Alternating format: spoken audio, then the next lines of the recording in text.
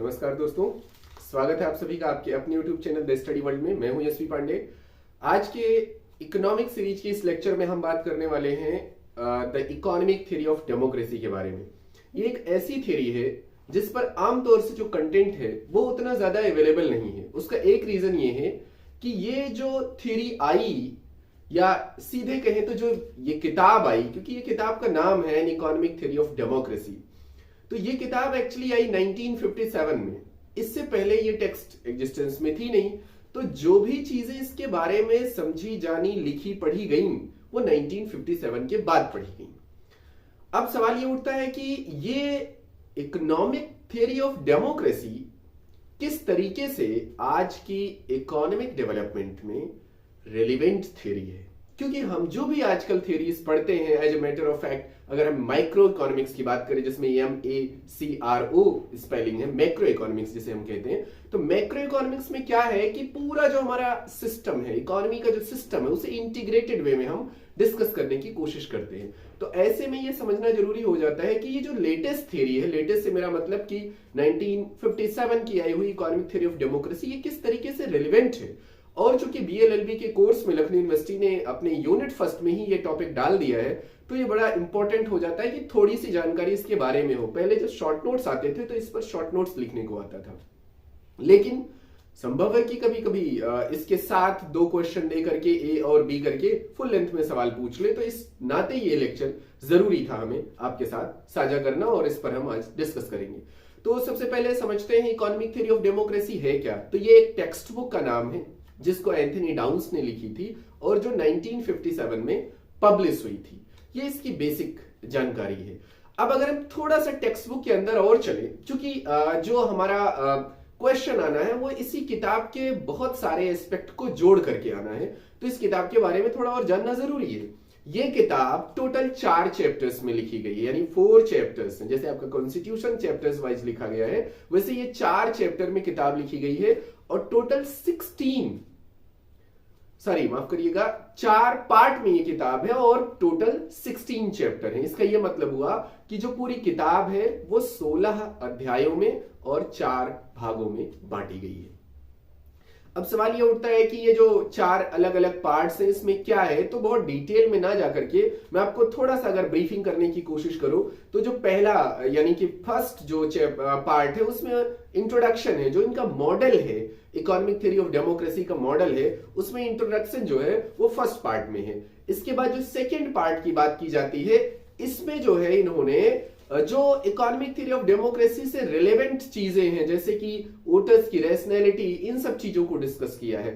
Third chapter में government के decision making और गवर्नमेंट के सोसाइटी वगैरह के एलिमेंट को डिस्कस किया है। इस तरीके से कई सारे पार्ट्स में, कई सारे चैप्टर्स में अलग अलग इश्यूज को डिस्कस किया गया है। मोटे तौर पर अगर हम इस इकोनॉमिक थ्योरी ऑफ डेमोक्रेसी की बात करें कि आखिर इसका की क्या है, इसकी कोर बात क्या है, तो कोर बात यह है कि जो इकोनॉमिक डेवलपमेंट है उसमें जो डेमोक्रेटिक प्रैक्टिसेज हैं, उसमें जो डेमोक्रेटिक गवर्नमेंट है वो किस तरीके से पार्टिसिपेट कर सकती है कि इकोनॉमिक डेवलपमेंट मैक्सिमम इंश्योर हो, और जो गवर्नमेंट का वेलफेयर स्टेट का कॉन्सेप्ट है वो मैक्सिमम इंश्योर किया जा सके। यानी कि जो वेलफेयर स्टेट बनाने की गवर्नमेंट की कमिटमेंट है, जो आजकल मॉडर्न जो सरकारें काम कर रही हैं, उनका उद्देश्य जो है कि वो कल्याणकारी राज्य की स्थापना करेंगी। तो वो कल्याणकारी राज्य कैसे सुनिश्चित होगा और उसमें किस तरीके से आर्थिक कल्याण को सुनिश्चित किया जाएगा, यानी सिंपल वे में कहें तो डेमोक्रेटिक प्रैक्टिसेज को कैसे यूटिलाइज किया जाए, कैसे रिफॉर्म किया जाए, कैसे उसको हम प्रैक्टिस करें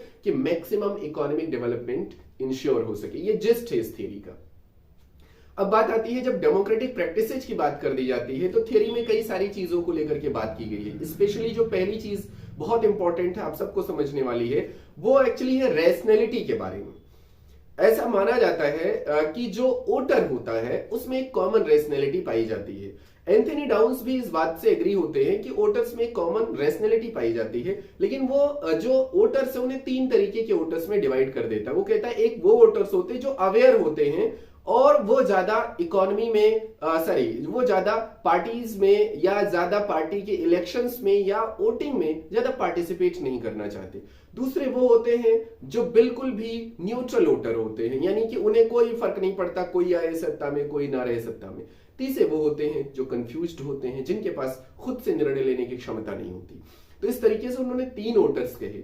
अब इसी में जो एक और डिवीजन उन्होंने किया वो रेशनल और इरेशनल का किया। तो उन्होंने कहा कि जितनी इंफॉर्मेशन होगी, जितना ज्यादा ट्रांसपेरेंसी होगी, वोटर को उतना ही रैशनलाइज करेगी, वोटर को उतना ही वो तार्किक बनाएगी, और जितना ही सूचनाएं कम होंगी, जितना ही इंफॉर्मेशन कम होगी, वोटर उतना ही इरेशनल हो जाएगा। ये उनकी बात थी वोटर को लेकर के। अब इसी वोटर से क्या बनेगी? गवर्नमेंट बनेगी। खासतौर पे जब वो बात करते हैं इंडिया जैसी कंट्री के बारे में जहां पार्लियामेंट्री फॉर्म ऑफ गवर्नमेंट है, तो वो ये कहते हैं कि पार्लियामेंट्री फॉर्म ऑफ गवर्नमेंट में जो वोटर्स होते हैं वो तय करते हैं कि गवर्नमेंट कैसे बनेगी। अब जाहिर सी बात है, अगर वोटर रैशनल है, यानी उसके पास इंफॉर्मेशन भी है, उसको प्रोसेस पता है, उसको डेमोक्रेटिक जो प्रैक्टिस है जो उसके बारे में अवेयरनेस है, तो वो बेहतर गवर्नमेंट को चुनने के लिए बिल्कुल भी रेडी रहेगा, यानी बेहतर गवर्नमेंट का चुनाव करने के लिए कैपेबल होगा। अगर उसके पास इंफॉर्मेशन की कमी होगी, जो डेमोक्रेटिक प्रैक्टिसेज हैं उनके बारे में उसके पास अवेयरनेस नहीं होगी, तो वो बेहतर गवर्नमेंट को नहीं चुन पाएगा। तो ये 2 बातें हुई। अब इसी वोटर के एस्पेक्ट में एंथनी डाउन्स की एक और बात बड़ी रेलेवेंट है। वो ये कहते हैं कि ज्यादातर जो डेमोक्रेसीज हैं वहां पर 2 तरीके की जो पार्टी सिस्टम है वो मिलता है। एक को उन्होंने बोला कि 2 पार्टी सिस्टम जैसे कि अमेरिका में है, एक उन्होंने बोला कि मल्टी पार्टी सिस्टम जैसे कि इंडिया में है। अब सवाल यह उठता है कि एंथनी डाउन्स का अप्रोच क्या है।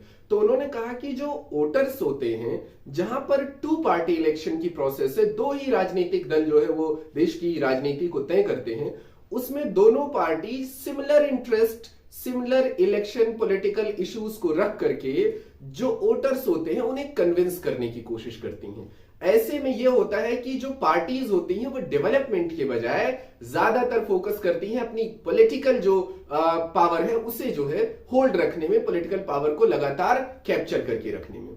यानी उनका अप्रोच ये है कि ज्यादा बेहतर होगा कि डेमोक्रेसी में मल्टी पार्टी सिस्टम हो।